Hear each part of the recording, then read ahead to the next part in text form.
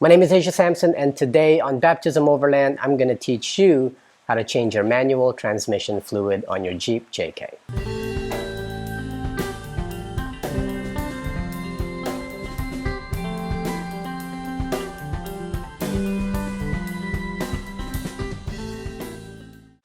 So I apologize in advance if you can hear it, but it's raining really hard right now. It's not a big deal. I'll just bring part of the Jeep into the garage so I don't get wet when I change the transmission fluid. But as of the filming of this video, Florida is under another tropical storm situation. Like, I don't know how many we're gonna get this year, but we are all already so tired of it.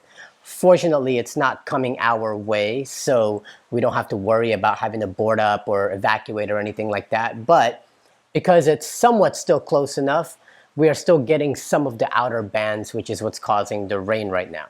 Should be okay, 5-10 minutes. This is Florida, it should go away. So we're gonna do a transmission fluid change today because the last time I took the Jeep in for service, one of the items on their 60,000 mile checklist was changing out the transmission fluid along with all the other fluids. And they charge a pretty hefty amount to do that. And after looking it up and doing some research, I realized that changing the transmission fluid is actually pretty simple, at least for manual transmissions. If you have an automatic transmission, this is not the video for you because yours involves removing the pan, replacing the filter, and it can get really messy really fast. But with transmission fluid for manuals, it's cake. It's like changing the oil. You basically drain old transmission fluid out and you put new transmission fluid in. So there's not really a lot for me to talk about. Let's just talk about what you actually need and we'll get right to it. All right, so what are you gonna need? 2 to 3 quarts of manual transmission fluid, and I'm using Royal Purple Synchro Max, a bottle pump, 1/2-inch breaker bar, 14 and 17 millimeter hex sockets, and of course, tin foil. I'm not kidding.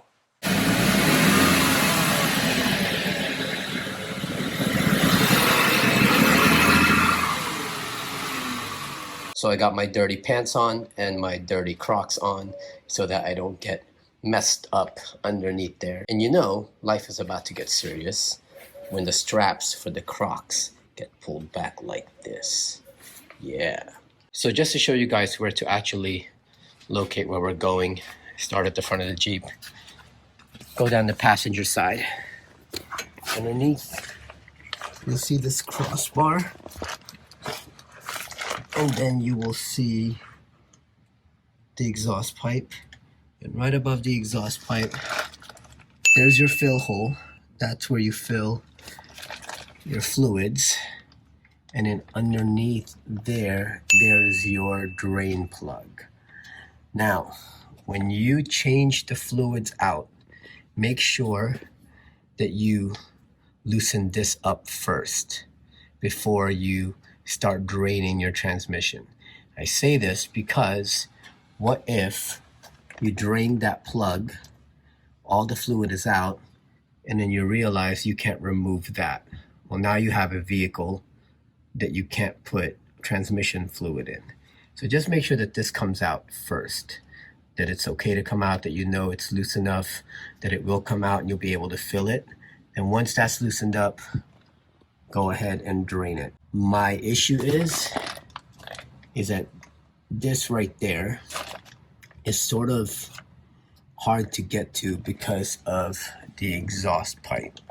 I may have room here.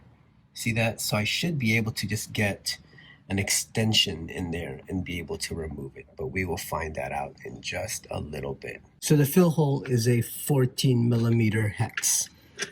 So get my 14 in there. Got my breaker bar in.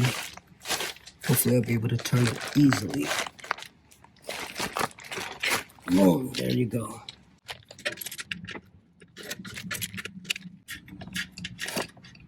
All right, there you go. Take your aluminum foil and wrap it around the exhaust pipe.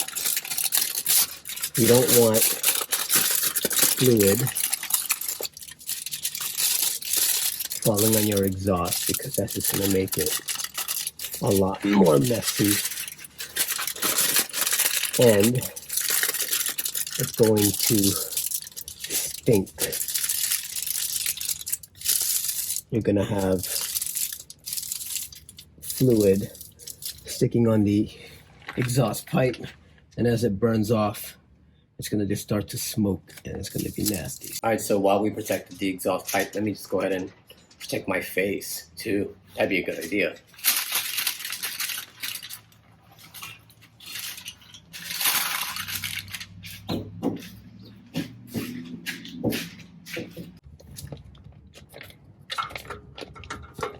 And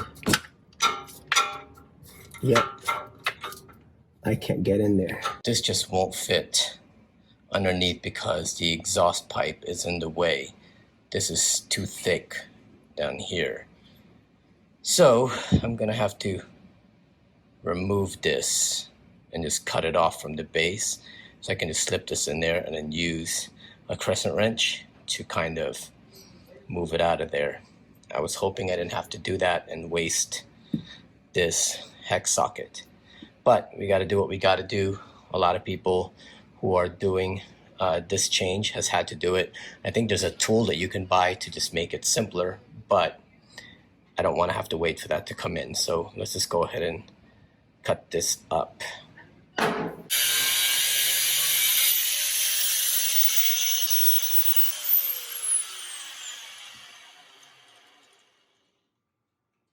All right, so I cut it out of there. Now hopefully I can just fit this right into the drain plug and then use like a crescent wrench or something to get it to go. All right, let's see if this works.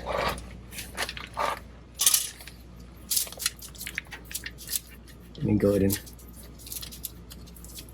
all right, it's in there. Actually stays, look at that. And grab it by here, and it turns really easy. Look at that. And now I can manually unscrew it. So there we go. Let it drain. So while that's draining, let's just go ahead and inspect this. This is your drain plug, and if you see, there are a ton of shavings on here. The reason why is because this thing has a magnet at the end of it, so it can catch any of those shavings. But the shavings is not the problem. In fact, that's normal. You want to just look to see if there's any large pieces in here. That means if you have large pieces in here, then that means somehow or the other there's big chunks that are falling off inside your transmission. Here it's just, I don't know, it's just a gooey mess. So there's nothing big in here. Let's go ahead and wipe it off and clean it.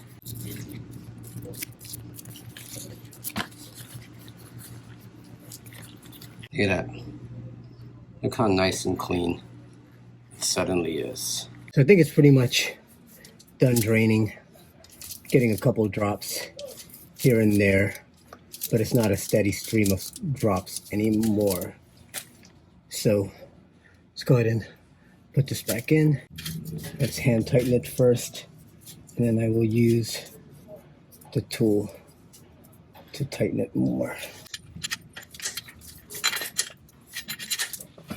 So from here, you just go ahead and put your bottle pump onto the bottle. It actually fits really snugly.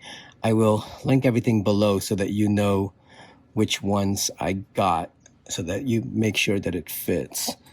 Let's go ahead and put the tube inside and we start pumping. I won't open up the other bottles yet because I don't want to start wasting it if I don't need it. So we're gonna start with one bottle first, and let's go ahead and prime it up.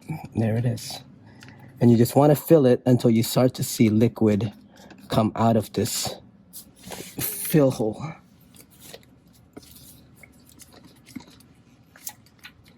All right, I am now on the third bottle of transmission fluid.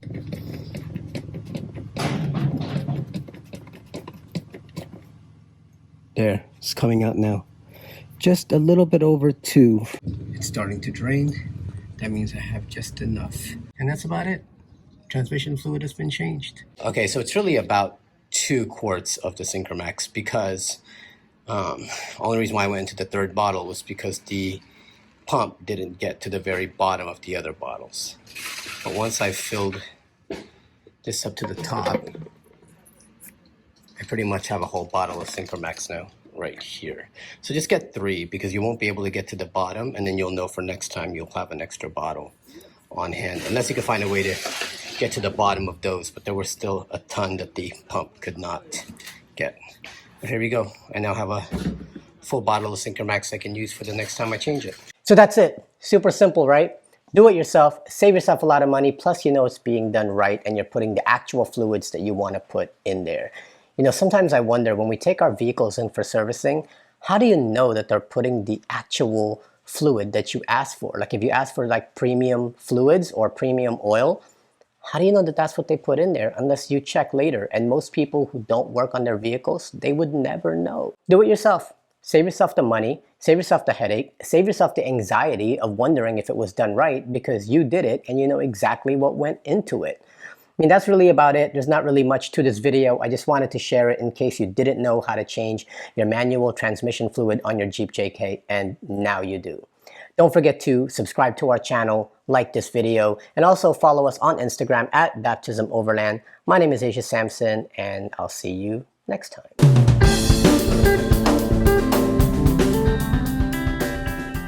GoPro, stop recording. GoPro, stop recording. Dang it!